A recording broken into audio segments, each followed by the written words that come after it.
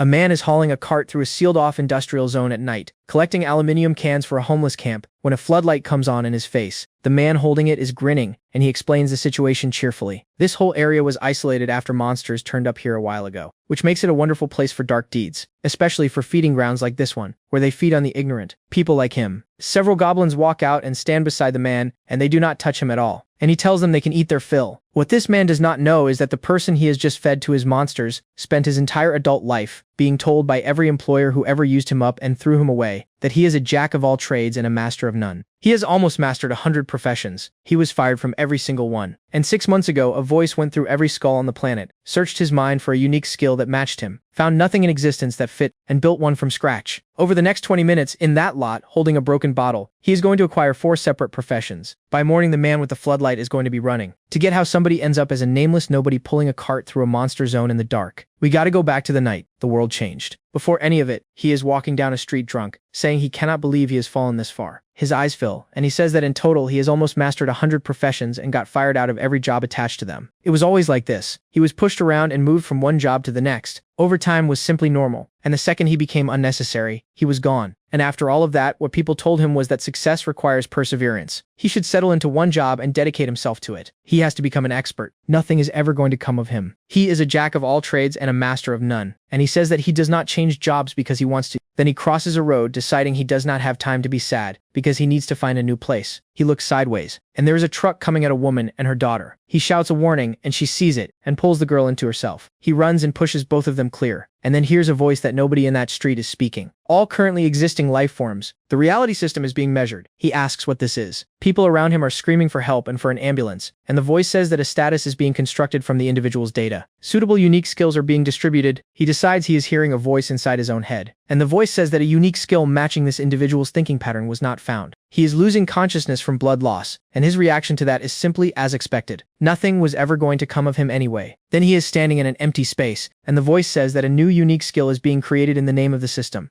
Done. The unique skill manifestation of the king's will has been granted. He comes back in a hospital, where a doctor says his physical condition appears to be fine, and asks permission to run through a few questions, and tells him to say, so immediately if he feels unwell, he answers all of them, thinking that he feels thoroughly beaten and that it seems to have worked out. Then the doctor says there is one last question. What is his name? He tries to remember it, and he cannot. He panics badly. The doctor writes that down and says it worked, and that he cannot remember his own name. He says the doctor's name, alarmed, and points out that he can recount his entire past and describe his parents' faces. The doctor asks him to calm down, and says that saying this is probably useless, and that this time it is genuinely possible, because in the 6 months he spent unconscious, the world changed beyond recognition. That day, every person on the planet heard a voice in their head. Immediately afterward, all of humanity acquired something called a status, and depending on whether the level displayed there rises or falls, the characteristics themselves rise and fall with it. On top of that, all the experience a person had accumulated by that point woke up in the form of a profession or special abilities or skills. Also, monstrous creatures started appearing in the world. People suddenly acquired supernatural powers, and conflicts between them are now ordinary. Humanity is trying to fight the monsters. Their origin and their lairs remain a mystery. He, for example, developed powers like that too. Leaving the hospital, he takes out his documents and finds his driver's license, his certificates, his name erased everywhere. Maybe he should go to the police, or contact the municipality. No, that only produces more problems. And if he tries using a fake name at an office, they take an interest in him. So he opens his status window and finds a unique skill sitting in it. Jack of all trades, master of none. He remembers being told exactly that by people who meant it as an insult, and asks whether, having now lost even his name, he has genuinely become the thing they called him. Whether he really is nobody. Then he looks at the window again and says no, he still wants to know. He wonders whether he could become somebody in the future. However, the practical situation is that he is now extremely suspicious to anybody who looks at him. The state of his apartment is unclear, and he needs somewhere to sleep. He remembers an old man telling him that for people who have not lost hope yet, names do not matter. So he goes to a park called Green Oasis, and decides he has found one of those places. He walks into the homeless camp and starts helping them carry things, and a man named Ike calls out to the nameless one, hands him a plate of food and says he brought him some too. He takes it and thanks him. Ike says he turned up after a long absence, and it turns out he slept for 6 months. He laughs and says he feels surprisingly cheerful. Then says, seriously, that this means his name has disappeared off the face of the earth, and they never knew his name to begin with. He says it is a good thing that here, he never introduced himself, because he and the other homeless people live in this park, and he talked with them even before he lost his name. And despite the sudden visit, they welcomed him warmly. They have something in common, which is the absence of permanent work, and there is a clear difference between them. They have a desire to live, and they look toward the future. Could he do the same? Then Ike says he feels awkward asking, and asks whether he could go and collect some aluminum cans, because the supplies have dropped considerably lately. He packs his things, agrees immediately, and asks where he needs to go. Ike calls him a friend and says he would be an enormous help and hands him a map, and says this is the collection point. He takes the cart, and thinks that even in a world like this one, nobody gets by without money. If he does not earn, he cannot provide for himself even minimally. Besides which, he cannot live off these people forever. Later, he reaches the marked spot, looks around, and says it is a rather deserted place. Then somebody turns a floodlight on him and he asks, startled,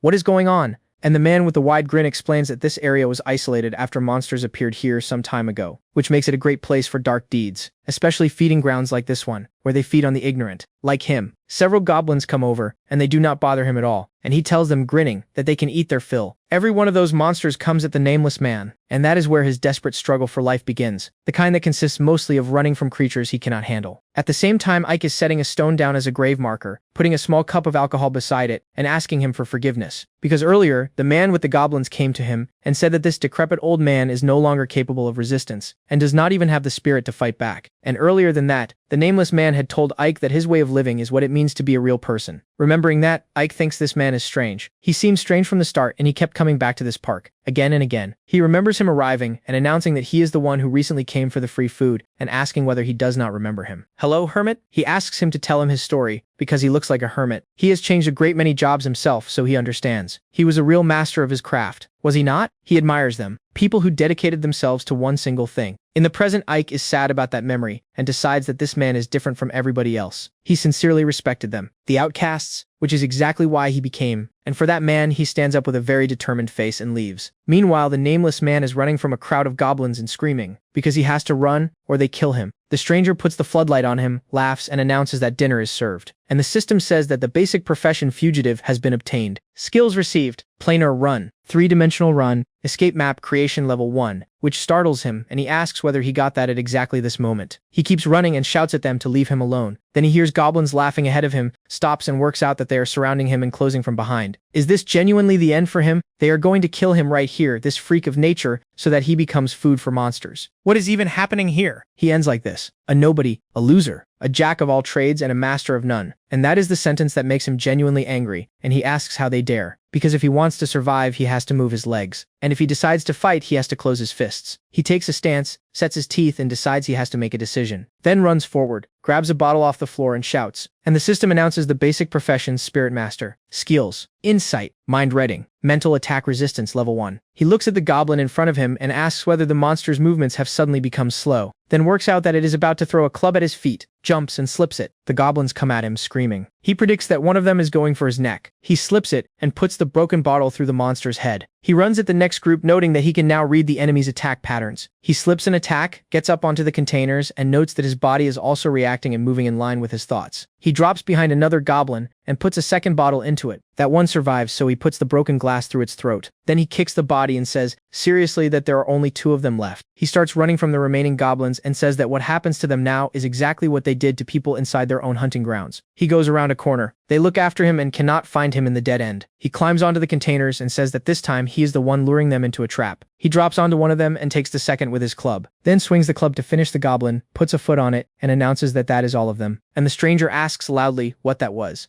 The voice in his head says he destroyed a horde of goblins and gained experience. His level went from 1 to 7. He asks, confused, whether he actually won. The voice says that the bonus for destroying a certain type of enemy increases skill mastery. So he opens the system window and asks whether that is because he was able to analyze every one of the enemy's movements during the fight. And the system announces the basic profession: appraiser. Trained eye, level 1. While all of that was happening, the man with the floodlight was watching it with a completely blank expression, asking whether this is real, and what he is, and how he can possibly move like that. Afterward, the nameless man looks at his window, exhausted, and says he almost died. Then looks at the stranger and decides he would love to sort through his status right now, and that the owner of those goblins is more urgent. So he tries the new profession immediately. He uses the skill and a window comes up. Level 5, race human. Profession: monster tamer. condition normal, and every other characteristic and indicator on it is unknown. He reads that and notes that essentially nothing displays at all. At first level, presumably this is how it is supposed to work. Only the level and the profession come through properly, and gender obviously since the man is clearly a man. Although he has learned more than enough already, because watching his behavior and accounting for that profession, this one fights by summoning monsters. He does not appear to hold significant combat power himself. His level is higher, which probably means that one-on-one, the nameless man's own chances are good. He looks at him seriously, and the tamer asks what that look is. Since he beat the goblins, does he think he can handle him too? He agrees, and says it does look like the man's level is higher, which surprises him, and he remembers the staring from a moment ago and says that now it is clear. He is an appraiser. Now he understands everything. He jumps off the platform onto a box, while the nameless man watches him warily holding a baton, and he puts a hand out with a wide smile and proposes they join forces, which confuses him enough to ask what the man just said. The tamer sits down on the box and says he does not know whether he realizes it, and his skill is extremely rare. Since the world became like this, he has only heard about that skill. This is the first time he has ever seen one. Is that not wonderful? Knowing an enemy's strength before the fight starts, he assessed him immediately, did he not? Found out he was weaker, decided to rush in. With something like that, his own leveling method becomes far more effective, because his profession is unusual, with one particular quirk, and of course he will provide his share. He does not particularly trust people either, and now is not the time for that. They have to work together. The nameless man walks over and says that in general terms there is logic in it, then stops in front of him and says, seriously that however, this is not his path. It is his vision of this world. Therefore he refuses, and the tamer looks at him with a sly grin and says seriously that in that case he has to die. Several more goblins run out from behind him, which surprises the nameless one, and the tamer asks delighted whether he thought he was already at his limit. He is an idiot. He should become good food and let the monsters eat him. He slips a goblin's attack and notes that the fatigue from the last fight is accumulating. Their movements are monotonous and dragging this out is dangerous, which means going for the one controlling them. He pushes a goblin off and runs at the stranger, and another goblin comes out in front of him. He is startled and stops the bite with the club, while the tamer, looking worried, notes that he has already fed these goblins the experience of 10 people. He has leveled up too much, and feeding him is already becoming difficult, although there is a plan for the worst. The nameless man screams at the moment of the attack, and his club breaks on the goblin's head. He is shocked by that, stabs the monster with the broken end, and tells himself to calm down. He urgently needs another weapon. A goblin lands on top of him, screaming before it strikes, and he sees it and asks, alarmed, whether this is the end for him. At which point Ike shouts his way into the scene, steps in front of him, and hits the goblin with a metal pipe. He says slightly tense that he made it in the nick of time. The nameless man apologizes for hesitating and thinks that this man just saved him, and that how he got here matters more. He runs the appraiser skill over him and finds combat strength of 0. His profession is also not built for fighting. He says his name and tells him it is dangerous here and he should hide. Ike refuses, asks forgiveness, and says that on the way here he hurt his back running, which surprises him, and he asks whether that happened just now. Ike adds that on top of that his legs will not obey him, and he cannot take a step. And the tamer is furious about the whole situation and says these goblins are useless freaks. The nameless man addresses him as Monster Tamer and points out that he is alone now, which makes him shout that he fed them for that long, ungrateful freaks. And him too. An appraiser. How is he still alive? Poor thing. You can tell just by looking that he has never once felt danger in his life. Nothing to be done. He will have to retrain the goblins from scratch. Then he shouts at the homeless old man that the park will make a great new hunting spot, which genuinely alarms Ike, and he asks him to wait and starts to ask something. He does not listen, and says he is not letting either of them go anywhere. Then he calls the orc. An enormous monster growls out of the cage next to him. Ike shouts a warning and says he should get away immediately. He grabs him and jumps clear, and the monster puts a hand through the wall where they were standing. It starts coming into the hall, and he runs the appraiser skill, and the window gives him exactly 2 facts. This orc is level 14, and it is in a berserk state. He is startled by the level and asks whether that man genuinely tamed a monster like this, and whether that is a second berserk status bar. The tamer, delighted, calls him an idiot and says that even if he attacks he does not win, then orders the orc to attack, and the monster puts a fist through him. He goes into the wall hard, and the nameless man decides this cannot be possible, because the monster just attacked its own master. Ike shouts at him, and he is still processing while the thing attacks. He gets his bearings, throws himself sideways, and the fist goes past. It keeps swinging and he goes under its feet. The monster goes down, and he clears a low brick wall and gets behind it. He is breathing hard and doing the arithmetic, which is bad. With Ike in his arms, he cannot outrun it, and he cannot hide forever. And you do not handle a thing like that with bare hands. He looks out from cover and says he wishes he had some kind of weapon. Ike picks up the pipe he brought with him and asks how they can buy time. The nameless man turns around, surprised, and Ike says loudly that they have a weapon because he will forge him a sword. He does not know how he reads his profession, does he? After all, he committed to a fight that reckless specifically because he worked out that Ike's profession is a peaceful one. He says his name worried and says he is grateful that he makes weapons, and that if his information is correct, doing it means using the skill, Ike cuts him off and says now is not the time for talking, because his friends are in that park. He remembers the people the man is talking about, runs, and shouts that he is counting on him. He goes at the orc, slips its hand, and says nobody should underestimate the fugitive profession, then decides he should focus on distracting it. Ike watches that and notes that this man is risking his life for his friends, and that he should reciprocate, which for a blacksmith is strange. He starts the skill, and a system window comes up with a warning. An activation fee is charged. Does he want to use it? He puts a hand over his own heart. Bright energy takes his hand, and he decides the answer is obvious. He makes a small hammer, starts working the pipe into a weapon, and decides he should accept this man's gratitude for everything he has done for them. Then he uses spiritual steel and starts hitting the pipe. Meanwhile, the nameless man is still running from the monster, screaming, calling his name and asking how much longer he has to wait. Then the system says the skill has exceeded its threshold, which he is happy about, and he assumes it is because he has been running near his own limit for a while now. He thanks the system out loud and says that any help at all does not hurt right now. He slips an attack and notes that something is bothering him, because that thing is getting faster every second and does not appear to be weakening at all. Is that the berserker state? Then he ends up pressed against a wall and decides this is very bad. And he hears Ike's voice telling him to take the job. Something goes past him at speed, and it frightens him. He opens his eyes and there is a sword standing in the ground next to him. He looks at it, takes it, and asks whether this is a short sword. Then says with real admiration that it is simply incredible. He looks at the orc and says they can handle this. He looks at it seriously and notes that he has never swung a real sword in his life, and that in essence this is a long knife. If you swing straight and point the blade like this, he strikes and opens a wound across the monster's stomach. It gets furious and punches, and he sees it, slips it, and answers straight into the monster's leg. It goes down off that wound, and he turns and says that without legs it cannot move a body that massive. The orc turns and screams at him, and he says that the monster tamer uses this thing exactly the way he uses those goblins. So now he eases its lot. He goes forward, deciding he has to focus everything on the target and deliver a crushing blow that only he is capable of. The system reports the main profession, butcher. Skills acquired, weak point detection, weak point damage, increased drop chance. Putting the strike into the orc's neck, he announces that it is finished. He takes the head off and lands badly. Breathing hard, he turns around and watches the orc hit the ground. The system announces experience gained and his level increased to 12. He says he just gained 5 levels at once. Is that because the enemy was far stronger? So the more powerful the enemy, the more experience. Although without this sword, all of it would have gone the other way. He remembers Ike, calls out to him happily and says the sword is simply incredible because even he, an amateur, managed it. Then a very unhappy man climbs out of the rubble announcing that this idiot made him waste a rare healing potion. The nameless man turns around and notes that this is the first time he has heard of a healing potion, and that an item like that presumably lives up to the name. The tamer looks around and says loudly that this cannot be true. Did he genuinely defeat that orc? He asks flatly whether the man cannot see. The tamer calls him an idiot and says this cannot be true, then starts running, laughing, and announces that monsters will appear in this area again. Serves them right. Let them at least eat the old man's corpse, which is when the nameless man remembers that there was a fee for activating Ike's skill, and runs. He gets to where he is and calls out and asks him to answer. And when he comes around the corner, Ike is on the ground and has not moved. He notices he is still breathing, puts the sword down beside him, and asks whether he can hear him. He beat the monster because of his sword. With the last of what he has, Ike opens his eyes and says, so that is how it was. He asks worried whether this is because of his skill, and Ike gives him the shape of it. The soul as payment, the steel that generates,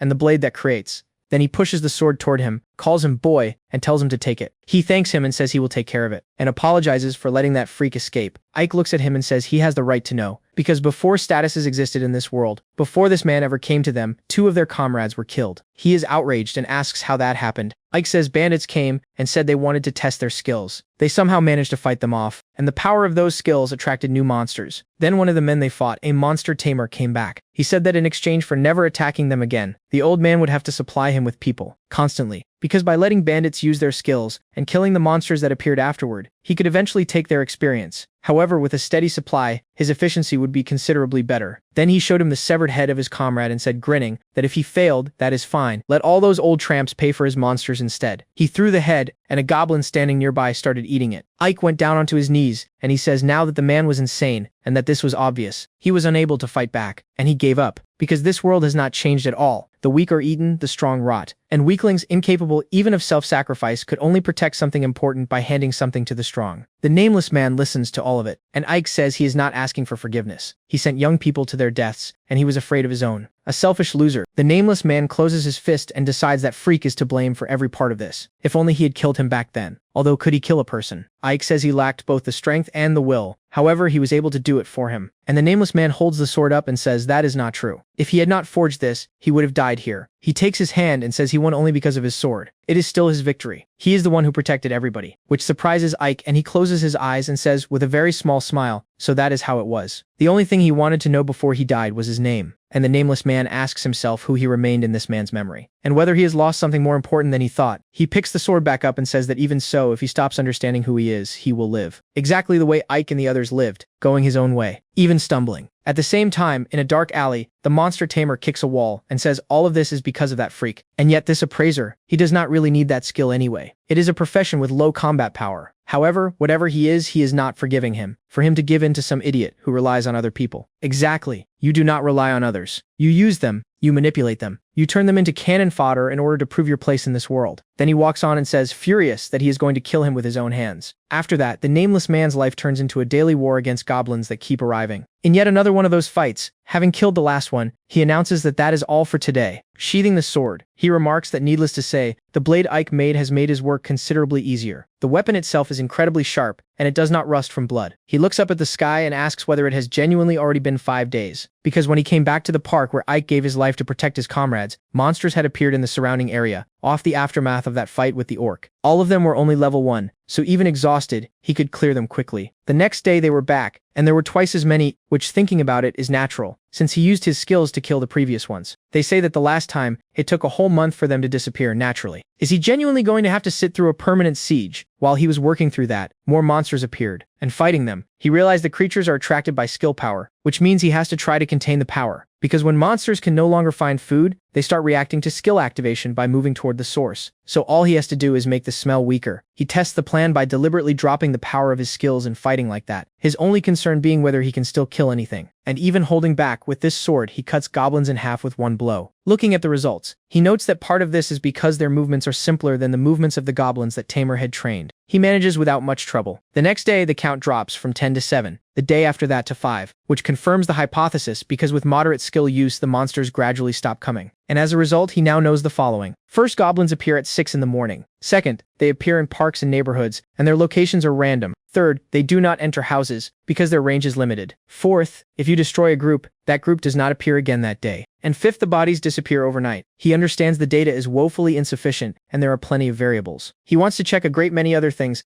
Right now the priority is calming everybody down. So he walks up to the tents and shouts that it looks like they can come out now. An old man named Yama comes out first, thanks him, and asks whether he is all right. He says there he is safe and sound, and that there were only 2 goblins today. Maybe they do not come tomorrow. The old man asks whether that is true, and apologizes because he simply cannot lift his head. He says there's no need to worry about it, and that all of this got done thanks to the equipment as well. Yama counters that no, he has not thanked him nearly enough yet. One of the villagers asks how the scabbard is, and he says, smiling, that they fit perfectly, and they do not wobble, and they do not slip in the hand. The villager says the man who created the sword wanted it kept with him at all times. Then Yoshida runs over and tells him, admiringly, that he saw him cut monsters in half, and that his skill is simply mesmerizing. He laughs and says the only good thing about it is the sword. The man agrees, and invites him to come by later, because he wants to try some new and interesting things on him. He promises he will, because after he told everybody about Ike's death, he learned that Ike, exactly like everyone else here, was a master craftsman. And that one day he abandoned his craft, and started taking in people who had nowhere else to go. He looks at the villagers. He told them everything that happened. It appears only Ike knew about the tamer's atrocities, although they evidently had their suspicions, and the fact that every one of them is grateful to him is undeniable. Later he goes to the master's grave, and after sitting there quietly for a while, he says that nobody was hurt today either, and everything is calm. Everybody is doing their own thing without being afraid of monsters, and when the creatures stop appearing, he should leave. Then somebody screams. A monster has appeared. He runs to the villagers and asks what happened, and one of them points at another and says, frightened, that this one heard a loud roar while he was walking. The man who heard it confirms it in horror. It was something inhuman. Over there, where the tangled alley is, from the direction of the abandoned factory, which he registers immediately, because that is where he fought the tamer. He says everybody should forgive him, because it looks like one got away. He will go and check. Yama shouts after him to take care of himself, and he runs announcing that nobody else dies. Meanwhile, a girl named Kagari Yuika is running through the city away from monsters. She puts a blow into a goblin that simply removes its head, and says she does not really want to use her skills, and she has to. Then another monster appears in front of her. A goblin general named Coriedo. She activates a fiery orb, and staggers, and goes down onto her knees. She asks, confused about her own power. Has she genuinely run out of mana? The monster comes closer and roars, and the rest of them join in. Looking at what is closing on her, she starts calling for help.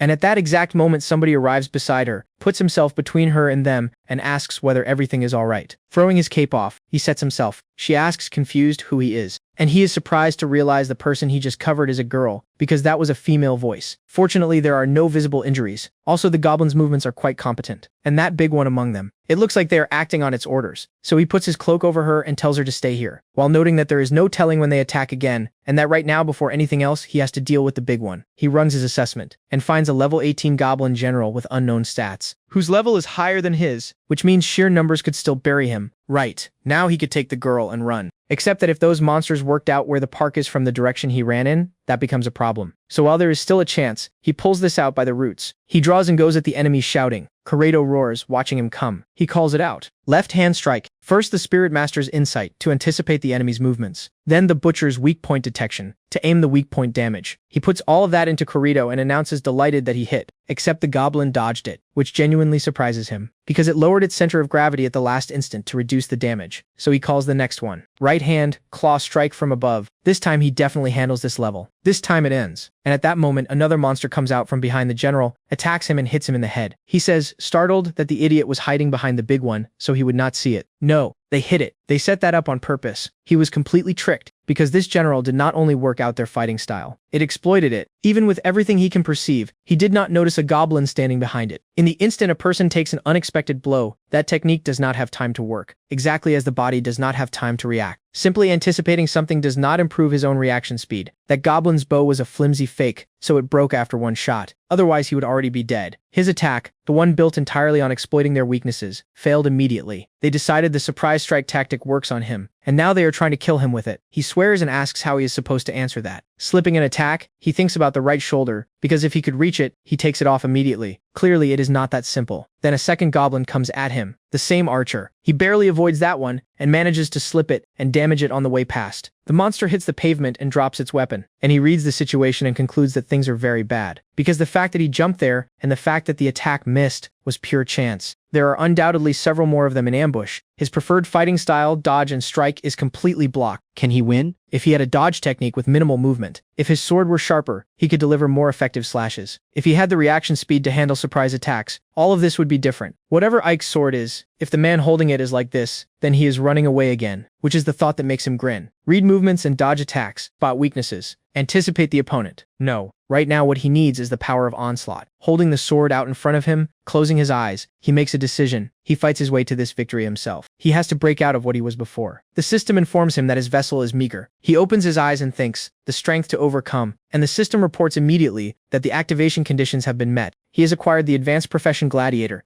He has acquired melee weapon mastery level 3 and body control level 3, and at this level, weapon throwing and instant reaction. He asks whether the power answers his call in a situation like this one. Feeling what has changed and looking down at his weapon, he notes that he is already starting to get used to it. The general attacks, he parries it, and notes that he now clearly understands how crucial foot placement is, and the sword's center of gravity and body control. Then he strengthens his body, leaps, and takes his opponent's right arm off in a single movement. The goblin screams in pain and surprise, and Yuika watching whispers that this is amazing. Two more come at him. He catches one by the arm and decapitates it in the air. The second attacks and he turns sharply and decapitates that one too. He decides that blow landed, then looks at the general and suggests they end it here. And Kuredo roars encouragement, and a multitude of goblins come out of cover. Slipping their attack, he announces that in that case he delivers his strongest blow too. He goes at one of them, puts everything he has through its head and starts clearing the rest. Having finished the last one, he slips a blow from the general and says he knew, slipping the next one. He says he sensed that too. Then activates his body enhancement, jumps and puts the sword into Kuredo's stomach. The general roars again, and again a multitude of goblins appear out of nowhere. He pulls the weapon out, takes the left hand off, and starts clearing them. Having dealt with all of it quickly, he looks around and asks where the last one is. The monster is running away from him. Toward the girl, he registers it, bewildered. It is going to take a hostage. Was that bait? They are even intelligent enough for that. So he uses weapon throwing and puts the blade into its back. It goes clean through, and blood goes across the girl, and she folds up in fear. The general walks toward them, and he steps in between. He looks at his opponent and asks what drives these monsters. That incredible thirst for murder. And then Kuredo goes down onto his knees in front of him and starts saying something unintelligible. He stares at that. The monster speaks again, and it is something only Kuredo and its own kind understand. He thinks, confused, is that a name? No, what matters more is what the monster is actually saying. The goblin tries again, and again it comes out sounding like him. He remembers his status and answers that the monster should excuse him. He is nameless. The monster says it very badly. Without a name, he says it back almost correctly. Nameless, and Kirito repeats the word, at which point the girl he saved shouts at him to take the sword. He looks at the weapon, surprised, and works out that she threw it to him. It stopped halfway. He notes that it is a bit far, and that going unarmed and barehanded at a high-ranking goblin, a general at that, is foolish. He does not believe he wins that. It is too dangerous. Then the enemy articulates it. Take it. He has no idea what is happening, because it was trying to take a hostage a moment ago, and now this chivalry. It is not working. He runs his analysis and finds it is not working, because even combining his penetrating gaze and mind reading, he has no idea what Kirito is thinking. None of it makes sense. Exactly like the monsters he does not know. And this is not the moment for cowardice. So he runs to the weapon, takes it, and sets himself in front of the enemy. The goblin takes its own weapon in its teeth and sets itself too. They look at each other and attack at exactly the same moment. As the blades cross, he addresses him by name and declares that he was strong, and cleaves him. Kirito goes down onto the pavement. He is finished.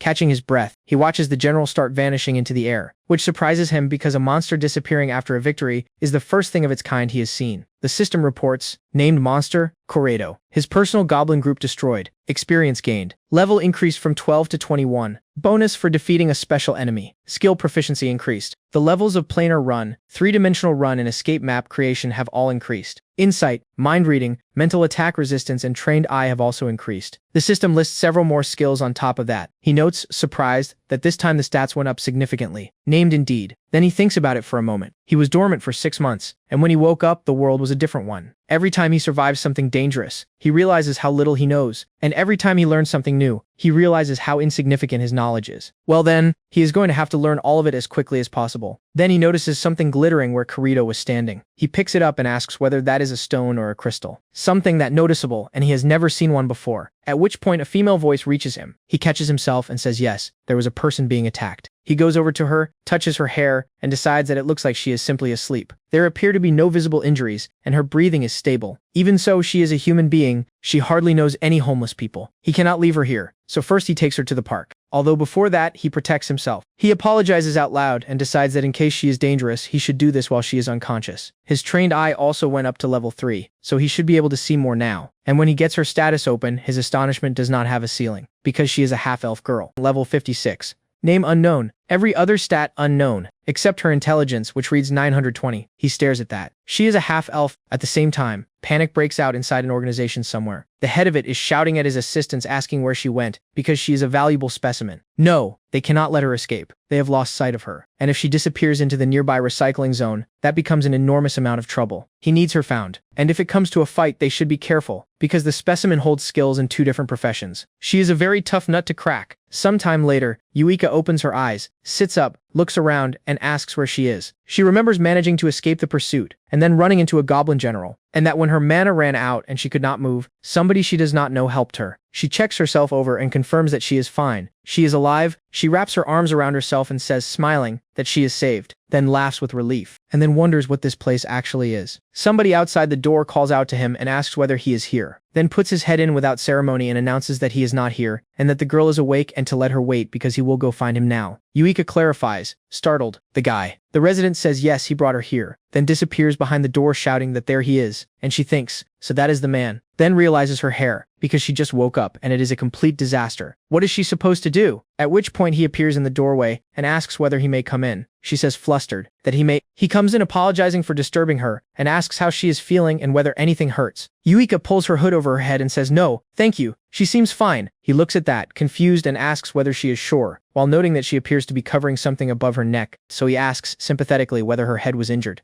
She stammers that everything is fine, then apologizes for shouting that loudly. He bows to her politely and says he is the one apologizing because he was being far too pushy. Then Yuika, deciding to be brave about it, takes the hood off and says it is not that it is unpleasant. It is that she just woke up and her hair and her face are a complete mess, so she is very embarrassed. He is surprised by that and privately notes that it does not matter much, since she seems sloppy and does not appear to know a great deal about anything except stats and battles. So he will wait outside a while. He activates his trained eye, walks to the door, and asks whether she could come out once she is tidied up. Unless she is in trouble, of course, she could stay. Yuika says sheepishly that everything is fine and he should excuse her. He walks out and decides that this is where the problems begin. Because what information does this girl have? Those stats alone do not mean much. He is certainly on a level above Ike and above the monster tamer, and he wants to find out everything about her and about this world. Then she asks whether the comb is on the table and whether she could use it. He says of course, and mentions there are more disposable napkins in the drawer if she needs them. She thanks him, and he immediately wonders whether letting her use it was right, because this shack used to be Ike's shelter, and he is using it as a temporary base. Obviously, he had to spend last night in a different shelter since he could not sleep in there with her. And even though Ike was a neat freak, handing a girl a dead old man's comb is going considerably too far. Yuika comes out and asks whether she kept him waiting. Squinting into the sun, she notes that it is too bright. He asks whether she wants to try walking. She says yes, of course, and he decides everything is fine for now, and there is a slight tension in it, and it is too early to relax. He asks whether everything is okay. Her stomach answers for her, and she covers it with both hands, mortified. He asks himself whether this girl is hungry. Obviously, so he says it is already about that time, and he was going to have breakfast, and asks whether she will join him. She hesitates. He continues that he cannot offer her anything particularly delicious, and he does vouch for the taste. Arriving at the park, he looks at the residents and notes that as expected, everybody is behaving less calmly than usual. Because if a monster like yesterday's turns up again today, he cannot imagine what happens next. He used his skills yesterday with no restraint at all, so today is unclear. Yuika asks, surprised, whether this is the kitchen. He says the people from the park usually cook here, and everybody eats the same thing together. He greets Yama and asks what is on the menu. The old man says good morning and announces that today it is a hearty soup. Yuika remarks that it smells delicious. Yama says he heard the conversation and that she is awake. She says sheepishly, yes, thanks to them. And the old man adds that he is glad everything went without any major problems. He asks the old man whether he could cook for her too. She asks whether she may. Yama laughs and says of course, because cooking for a beauty like her is far more enjoyable. Later, once everything is ready, he hands her a cup and says that is how it is, and she should eat while it is hot. Seeing her embarrassment, he adds that she need not worry, because there are plenty of supplies in the park's emergency store. Yama adds that they also grow vegetables in the flower beds, and she should take some and not be shy. She thanks them and looks into her cup. Understanding exactly what that is, he suggests they eat on the bench. He starts on the soup loudly and says how delicious it is. She does not touch hers. He looks over, surprised, and she says that then thank him for saving her, because if he had not come, she would probably already be dead. Why are they treating her this well? He decides that is a very good question, so he shows her his cards with no deception and no back and forth. He says he needs information. She asks, startled, information. He says that is right. A little about herself and about this world that changed that drastically 6 months ago. Information he does not have. She thinks about it and says she sees, so that is it. Although why her? She certainly knows some things, and has he not tried asking everybody here in the park? He noticed that these people avoid fighting monsters and survive by helping each other, which means they know very little about the world outside this park. Beyond which, in the few days since he woke up, out of every monster and every person he has run into, she stood out. She looks at him, surprised, and starts to say something, and he continues. He wants the information she holds because it sits on a higher level than his, and the information she has as a half-elf. Her expression changes completely. She asks, confused, half-elf. What did he just say? The aura around her changes, and the unkindness of that reaction genuinely astonishes him. He says confused that while she was unconscious, he used the trained eye skill of the appraiser profession to check her stats. And the race column said exactly that. She sets her cup down on the bench very carefully, and says appraiser. Then stands up abruptly and says, with tension in her voice, that he is contradicting himself, because the fact that he defeated the goblin general proves it, and since he knows her race, that means he approached her in order to bring her back. He asks, bewildered, what? And before he can process any of it, the girl has apparently vanished. She appears behind him and says he should forgive her, but now he sleeps. He registers, startled that she's behind him. She attacks, and he nearly goes over dodging it, standing opposite her. He asks what that was. Instantaneous speed. And that was most likely an attack designed to knock him unconscious. If he had not activated his trained eye the moment she stood up and caught the smallest shift in her center of gravity before she disappeared, he would already be dead. She stares at him and speaks with very precise movements, because it was a lie, that he is an appraiser. He objects and asks what she is even saying, because his profession genuinely is appraiser. She says something about returning her, and he says he found her by accident. Besides which, if he had intentions like that, he would have done all of it while she was asleep. She says that if he were an appraiser, he would have been able to see her other stats too. So he says her level is 56 and her intelligence is 920, and that at that moment her status read mana depletion, and he could not see anything else. She asks, confused how he saw that. He decides good, the conversation is improving. Then she shouts, furious that it does not matter and it explains nothing, because with a profession as weak as appraiser, he cannot possibly be that strong. He asks, confused, whether that is so, because he has more than one profession. She cuts him off. Enough. There's no point wasting time. His accomplices arrive shortly. He watches her and notes that her center of gravity has shifted forward. Is she going to knock him out with a direct blow? How stubborn she is. Because if they collide, he definitely does not stand a chance. Unless he shows her something irrefutable. He says that out loud. She, confused, asks proof, She simply wants him to fall asleep, thank him for saving her, and with that they part ways. She bows to him and disappears again, then arrives in front of him at speed and starts her skill. He swears and decides that whatever happens, happens. He activates his status with a shout and a window opens with every piece of available information on it. And Yuika skids to a halt in front of him, her hand going through the window, stopping directly in front of his face. He notes that he almost got into serious trouble, because simply putting somebody to sleep is not a reason to attack people like that. Then the system reports that his skill level exceeded the threshold, and shows him his stats. His mental attack resistance has gone to level 7. He thanks the system privately and notes that the pressure he was under a moment ago has gone. Did she switch her skill off? Because she is staring at that screen asking what those stats even are, and whether he is human. No, even if he is, that is abnormal anyway. A concealment skill, except that if this is the person's own status window, it should be displaying in the skills section. She decides he looks seriously built up, maybe because of the dash where his name should be. Then she looks at him confused, and he points out that as she can see he does have an appraiser profession. Does she believe him now? She stares at him in shock, and then goes down onto her knees. He asks, alarmed, what is wrong with her. She apologizes sheepishly, and says that he genuinely did save her. It is just that when he said her race out loud, the blood went to her head. And he, knowing nothing at all about her, simply saved her. And she attacked her own rescuer. He has no idea what to do with himself, because he is weak at things like this, and does not know how anybody is supposed to act here. She apologizes several more times. And then he says, but she is hungry. He walks to the bench, takes her cup, brings it back, and sits down in front of her. He says she was simply hungry, so her head was not working properly, and she made an error in judgment. That is all. She looks at him genuinely thrown by that, then stammers that she wanted to hurt him. And he says that one of his skills is roughly understanding what a person is thinking from their movements and their gestures. He can see she is in trouble and having to defend herself the way she just did. So now he is simply offering her food. Then he goes back to eating, ignoring the look she's giving him. And she looks down into her bowl, at her own reflection, and starts eating too. While he privately notes that he does not actually have that skill. Maybe it is the level difference, because mind reading does not work on her at all. Then Yuika, mid-mouthful, starts crying, which he was not braced for either. A while later she finishes the soup and he asks whether it was good. She admits, smiling, that it was delicious. He says he sees. Then decides that it appears he is only good for fighting because his insight was below 0. Later she thanks him for the meal. He says she can thank the cook personally. She smiles shyly and thanks him for saving her yesterday. And for what happened just now.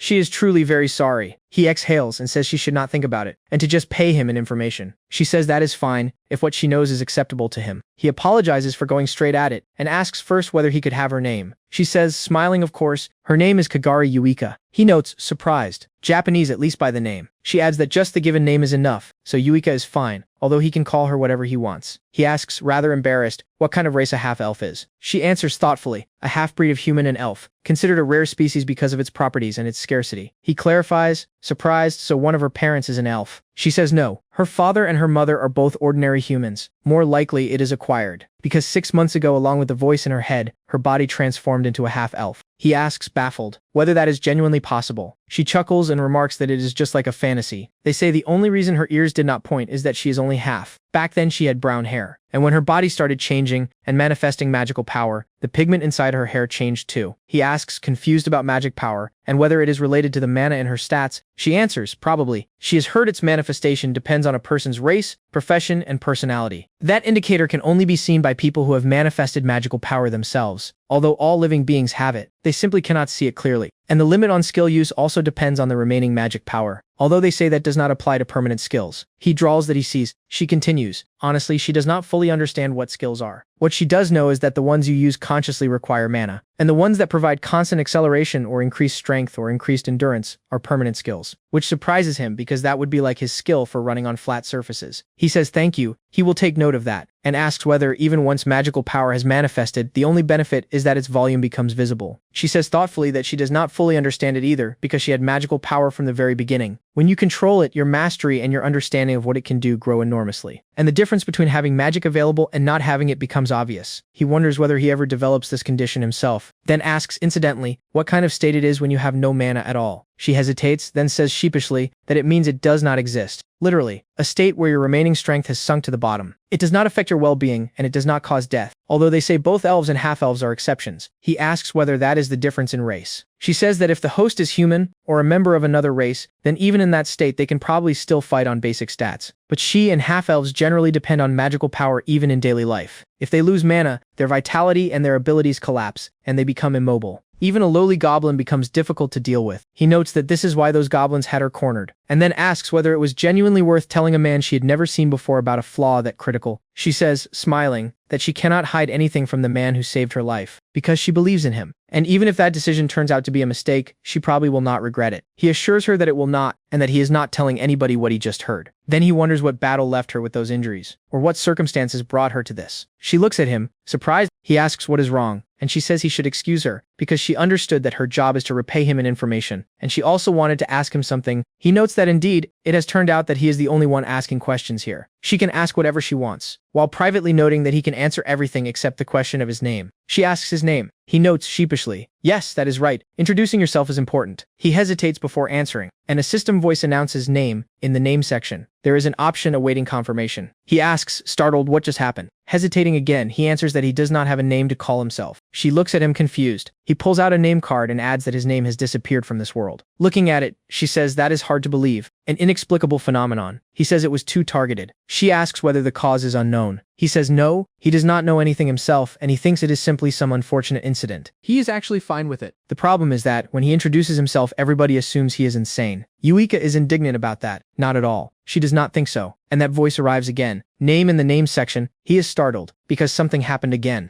The girl is puzzled about what she is supposed to do and what she should call him. He suggests she come up with her own option.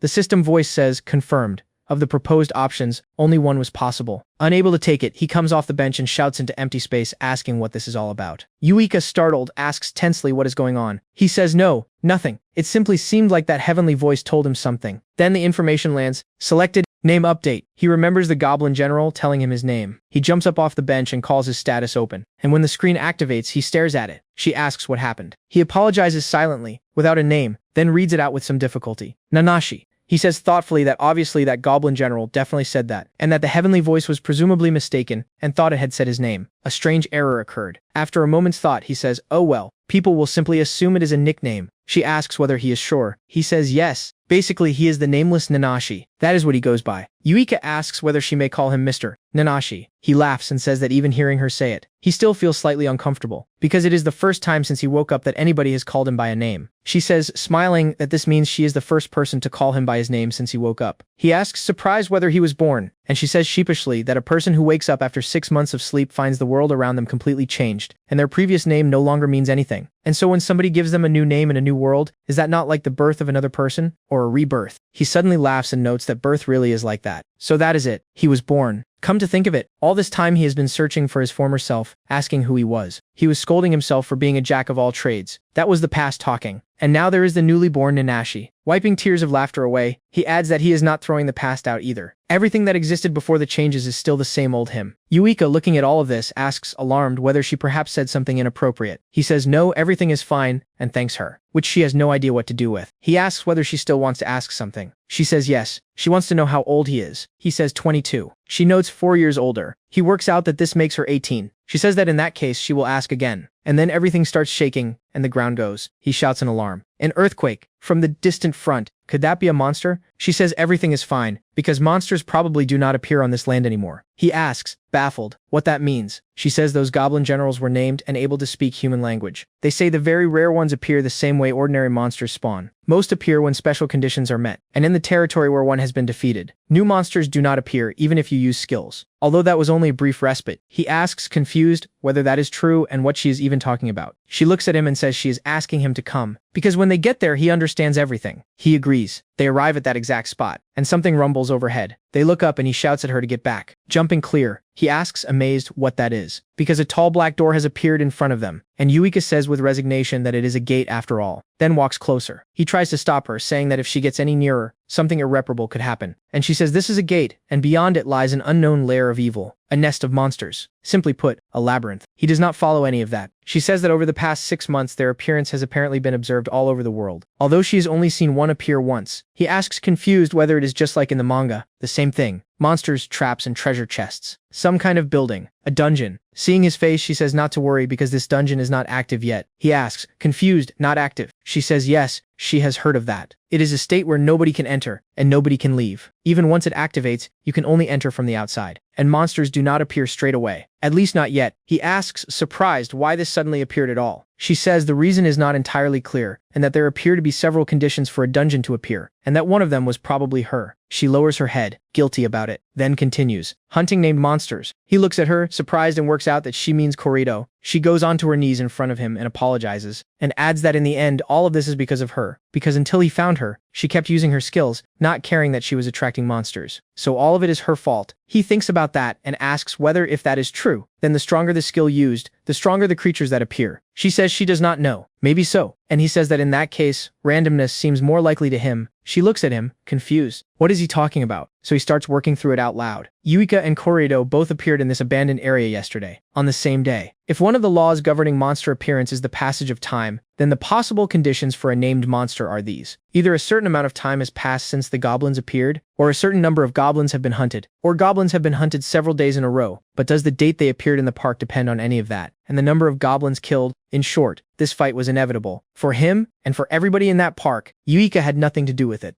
The girl who has been listening to all of it in surprise says thoughtfully that it is difficult to tell. Was he being overprotective, or is he a little shy? He replies that he is a jack of all trades. That happens to be his specialty. She has no idea what to do with that either. He suggests returning to the conversation and asks whether the dungeon appeared because a named monster was defeated. She says yes. She heard that the dungeon she entered afterward appeared for the same reason. He wonders whether he would ever have run into any of this without Yuika. It was good that he saved her. And in only 6 months, was it even possible to gather that much information? Perhaps he is mistaken. Her ability, and the volume of information and the way she has expressed herself so far, there is no doubt she is carrying a big secret. However, he does not have a bad impression of her. It does not look like she is lying. He has revealed his own statuses too, so he must have earned a minimum of trust. Would it not be wonderful if he could simply trust her completely? Then he mentions the named ones and hands her the magic stone and says, "This is it." She remarks, surprised, that it is beautiful. He asks whether it is a precious stone. She says it is a magic stone. He says surprised that he did not know that, and that it dropped after they defeated that goblin general. And the stone in her hand starts glowing very brightly. He covers his eyes and asks what is happening. She says it cannot be. The stone lifts into the air and flies toward the door. He shouts that the gate is pulsing, and she says anxiously that the dungeon has started to activate. He asks what? She replies that this magic stone was the activation key, and that it only drops off the named ones. And when somebody with magical power touches it, it acts as the key to the corresponding gate. She should have told him that sooner. Let him forgive her for taking it carelessly. He objects. No, it was his carelessness. He should not have handed her something unknown, and she should forgive him, while thinking that if that stone had harmed a person with magical power, it would have been irreversible. His mistake was failing to assume the worst case. She says his name anxiously. He tells her not to worry, and that what she needs to think about is what happens next, and whether she knows anything else. She says that as far as she remembers, sometime after a dungeon becomes active, a creature appears that rules the monsters living inside it. He clarifies something like a goblin general. She says no. On a completely different level. This is a terrifying creature that could be called the king of its own kind. Understanding what he is about to ask, she continues. They have a habit of bringing their subordinate monsters to the surface and establishing control. He mutters that if a creature like that came out, everybody in that park dies instantly. She says there is exactly one way to stop it. Suppress the dungeon and make it inactive before the king appears and becomes uncontrollable. He says he sees, and notes that if it were already there, it would have come out. She agrees and says the king resides on the lowest floor, and that if the king has not been born yet, then something carrying its embryo is waiting down there. And if even that has not appeared yet, she has heard there is something like an egg waiting to hatch. If those can be defeated or destroyed, then it should be possible. He says he sees. Even with the outcome unknown, they have to try. Monster lair or traps, he does it. And Yuika says admiringly that he is incredible. They are about to complete a dungeon. 3 days later, checking, he has everything he says. Well, there you go. Yama asks whether he is really leaving. He says yes, and that they had better hurry, since there is no telling when the monsters come out. The old man asks sadly, what about Yuika? He looks away and says he goes alone. Without her? Then after a silence, remarks that if they have decided there is no time to waste, and says her name. She answers what is wrong. He says that since she has her strength back, she had better leave. She stares at him and starts to say she is coming with him. He cuts her off and says she can stay until she is fully recovered. She presumably still has things to do, and there's no telling how long this place stays safe. She has the opportunity to stay out of other people's trouble. She should not neglect her own goal. She looks at his back with her eyes down, and he decides he is being selfish. Yama, seeing him off, tells him he really is a fool. He says it was a deliberate decision. The old man says he will forgive him for the bother, and that it would be nice if at least the equipment they made did not break. He turns around and says it is more that he should be thanking them, because he told the craftsmen the situation and asked them for the impossible. And in 3 days they gathered the materials and threw everything they had at it. As for Yuika, Her recovery was delayed by how much mana she overspent, and she is not back to normal. Every villager is delighted with her, because she helped them with everything and cooked for them, asking to be allowed to repay him and them even a little for all of it. One old man remarks, smiling, that she is an angel, and Kawada remarks that she likes him, does she not? The girl says, mortified, what is he even saying? Because she met the man a few days ago and that cannot possibly be true. And Nanashi thinks good-naturedly, what an old fart. Then she handed him food, going red, and said it is for him. Even though he pushed her away, he expected her to say something like, take her along. She did not say a word. A branch snaps under his foot and he comes out of that and says dungeon. Then turns to Yama and says, well, he will go. The old man says fine. Do not let him take unnecessary risks. Let him come back alive. He looks at him and pushes the door, thinking that this is his first time, a leap into the unknown. One step, well then, off he goes to complete a dungeon, and the door does not move. He tries several ways of opening it, and none of them work. He asks himself, no way. Maybe it is simply locked. No. Yuika said the key was Korioto's magic stone and that stone served its purpose. According to her, once all the steps are done, it should be possible to enter from outside. He says out loud that this is impossible. At which point Yuika, who has been quietly following them, says that only people meeting certain conditions can open this gate. He says her name, startled. Yama asks why she is here. He asks what those certain conditions are, and the girl, opening the door with a light press of her hand, says it is a manifestation of magical power. He says sheepishly that he has a great deal to ask her and a great deal to say, and anyway, thank you, it is on him from here. She counters, smiling, that incidentally, people without magical power usually cannot enter a dungeon alone. They get stopped by some kind of barrier. Then she puts a hand out and notes that if anybody carrying that equipment joined the group, he could get in. A system voice informs him that an invitation to a team has been received. Does he wish to join? He notes amazed that specifications like that exist, then remarks out loud that she intended to go the whole time. She smiles, apologizes, and says that if she had not stayed quiet until the very last moment, he and the others might have decided not to involve her. He sighs and says they have completely worked him out in a very short time. She laughs and says she has been watching all of them. He asks why. She says nothing, and he decides, well, whatever, that means everything is ready. While wondering whether those craftsmen suspected something while they were repairing the equipment, Yama asks whether she really has to go. Yuika addresses him respectfully and says to let her repay them for not abandoning her. Nanashi says, resigned, that he understands this is his loss. Taking her outstretched hand, he promises he definitely repays this debt. She says yes, she is asking for it. The system informs him that the invitation has been accepted, and he has joined the group. They go in, Yama shouts after him to protect her, and he promises he will. The girl waves and shouts that they are going. Descending, he looks around and decides it is like an entirely different world. If he were alone in here, he would definitely feel uneasy. He says out loud that even so,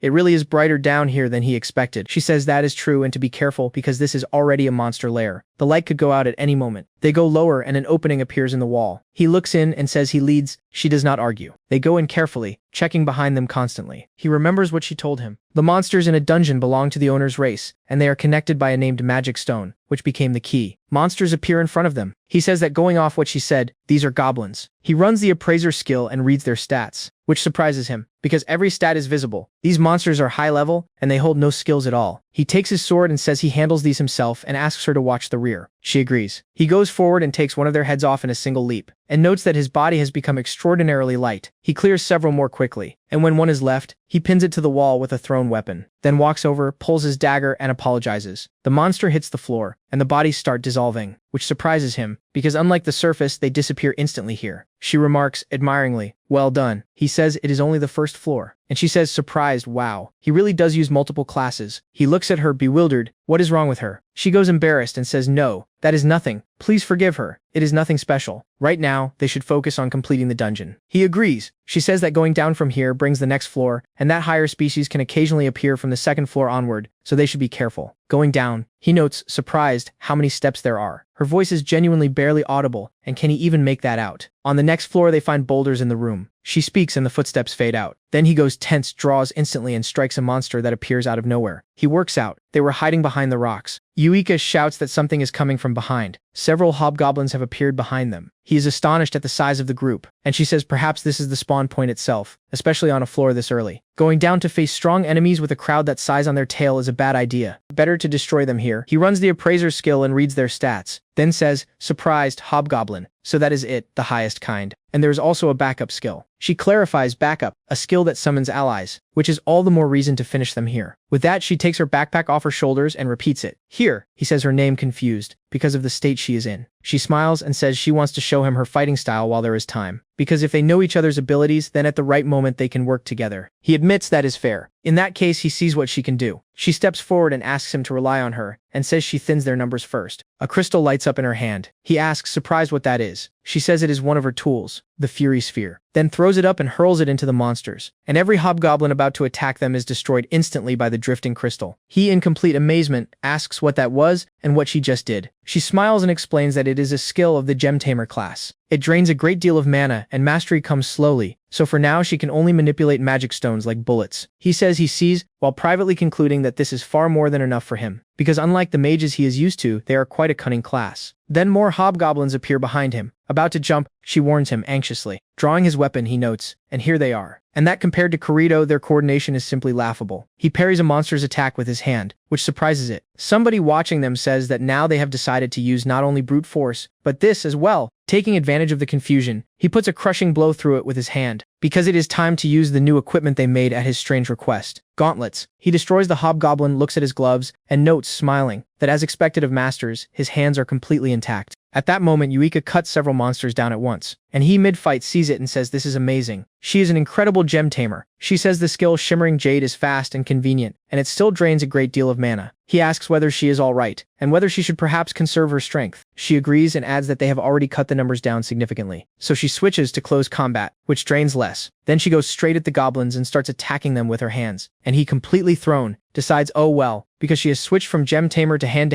entirely, and that is obviously the style of a completely different class. Watching the fury she is putting through those hobgoblins, he notes that he has to be careful never to make her angry. After a while they have finished all of them. She remarks, killing the last one, that it looks like that was hers, and wonders whether she overextended slightly, and decides that at this rate, even pushing a little, she definitely has enough. She calls over and says it looks like they killed everybody here, at which point he cuts down 4 monsters with a single blow. She says admiringly that that was impressive, while privately noting that his level is currently around 21. No wonder the goblins here were no match for him, except that only people above level 40 fight with that kind of ease. He notes that he just finished here too, and she asks herself, amazed, who the hell this man is. Then the system reports, Lesser Goblin Labyrinth, 2nd floor spawn point. Clear confirmed. Special clear bonus. Experience and skill mastery gained from defeating them are multiplied by 3. His level goes from 21 to 24. He calls over and thanks her for agreeing to join his team, and adds that he could not have entered this dungeon alone, and that he feels considerably more confident fighting alongside her, so thank you. Yuika, embarrassed, puts both hands to her head and says he has nothing to thank her for. It is part of the debt she owes him. He notes surprise is that so. She looks at the floor and asks whether that thing there is a magic stone. He agrees, picks it up and notes that even unnamed creatures drop them. She says she thinks that is what happens in dungeons. And he says a gem tamer who specializes in using magic stones should take this for herself. She objects. Magic stones are rare, and that was his prize. He counters that in that case he takes 2 and she takes 3. She tries to refuse. He tells her to just take it already. And she takes it and says sheepishly that she understood. After a short rest, he decides that one way or another they have rested. He asks her to continue and she readily agrees. So, aiming for the very bottom floor, they keep clearing. With every floor the spawn rate rises, and the goblins coordinate better. They advance supporting each other. One covers the other moves, and that is what carries them through the difficult parts. Then they reach the 9th floor and engage again. He says after killing the last hobgoblin, that it is still tough down here. She remarks that the next floor, the 10th, is probably the last, and they need to move. He agrees while noting privately that his body appears to be tiring, and he cannot draw out all the power his original skill level should give him. Beyond which, something is wrong with her. He asks whether she is certain she is all right. She smiles and says she is fine, and adds that on the contrary, if she pauses, she loses her rhythm. Then she goes wary and says, never mind, look over there. She points at a magic circle on the wall. He asks surprised whether that is a magic circle. She says it is called a transfer circle. It responds to magical power, and when somebody carrying a certain amount steps into it, the transfer preparations begin. He asks what the destination is, and she says this is a one-way ticket to the one who could become the king of the Lesser Goblin Labyrinth. This dungeon is very strange. She has only been in one dungeon before, and the Lesser Labyrinth is somehow different. She senses ill will, or something like the labyrinth's own intent. Honestly, she does not know what happens next. She starts to add something, and he silently puts food in her mouth. She asks, confused, what he is doing. He says he is hungry, and that when you're hungry, you always have far too many thoughts. After that, they eat. She asks for water, drinks it, and asks whether he is not treating her like a girl. He, confused, says no, nothing of the sort. She stands on the magic circle and says they need to hurry up and go eat something tasty, and he says, smiling, that in that case he cooks, and she can leave it to him. Then they move to the very bottom of the dungeon. A voice arrives,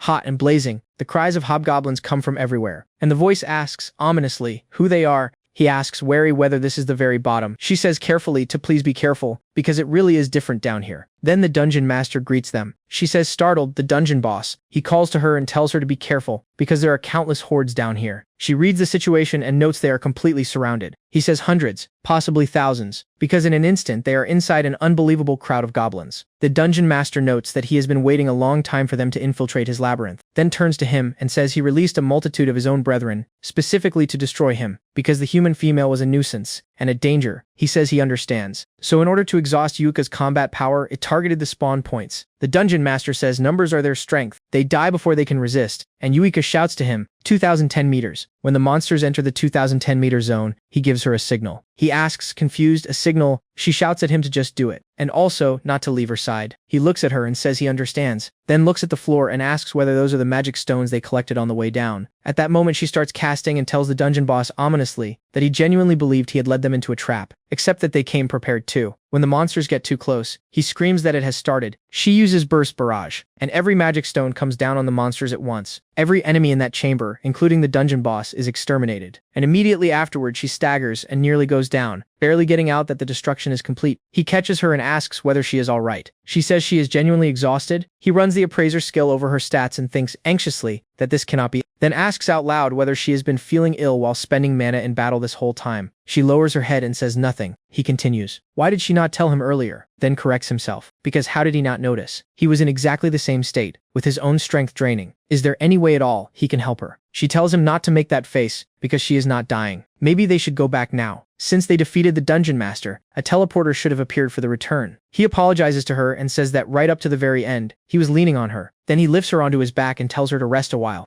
privately noting that the dungeon master was a creature capable of becoming a king. He would at least like to know its name, so he scans it and finds that it is still alive, and that its name is Koredo. He says out loud, what? She asks, alarmed, what happened and whether she is too heavy. And when she learns the reason she is thrown too, that cannot be, how could that have happened? The monster walks toward them, and both of them say it at once, a goblin king. The enemy comes closer and notes that she single-handedly cut down his entire army. So his calculations were correct, because now this female probably cannot move. Then he turns to Nanashi and notes that the two of them are alone now, with no interruptions. He completely thrown says his name, and the dungeon master agrees, and adds that his name is Koredo. He points out that this is the same name as the goblin general who attacked her, and the goblin agrees and reveals that he was him. She remarks that perhaps this is him, and that he evolved into a king that rapidly. Koredo says he will honor her, a human female, and explain, out of respect for her valor. Every one of his brethren they killed inside this labyrinth served as food for his growth. Such was his strength. The evolution happened only just now, thanks to the army she destroyed. Why he, a former general, is standing here now, he does not know himself. He knows exactly one thing, this heat, this memory of a fight with a small, powerful enemy. He exists here solely to put that heat into him. Yuika asks whether he is going to fight. He says yes, and adds that it appears the two of them have a score to settle. She hands him a potion and tells him to use it because the apothecary from the park managed to make her a recovery potion. He says that in that case she needs it more. She says it restores health and heals wounds, not mana, and that he constantly does the unthinkable, and she has watched him do it many times in a very short period. So even if he beats a king right now, she will not be surprised. He says, smiling, that she is overestimating him, then takes the potion and uses it. Koredo asks whether they are finished. He should forgive him. He is attacking. Nanashi throws himself sideways instantly and notes that he is also no longer the man who fought that general. The goblin overtakes him immediately and notes that his leg speed appears to already exceed human speed, and that it is still far too slow, which surprises him because that is speed on a body that size. The opponent goes for a heavy blow and he starts slipping it. Koredo notes that he dodged, recognizing his heavy strike. All of it is in vain. He starts attacking from every angle he has and cannot get through. Then works out that if he focuses everything on one point, he could bury his opponent under a barrage. A genuine barrage comes down on the goblin. It dodges every single one. He is furious, because all of it was wasted, and no matter what he does, the monster reads every move he makes, and the opponent, using that instant of hesitation, puts a headbutt through him. He is thrown across the chamber, deciding that this goblin is superior to him in every possible way. Yuika shouts his name and signals him to move. He comes up onto his feet and says that if the sword does not connect, there is exactly one thing left. At the very last moment before the blow lands, he steps aside, puts the sword away, jumps, and puts a kick straight through his opponent's head.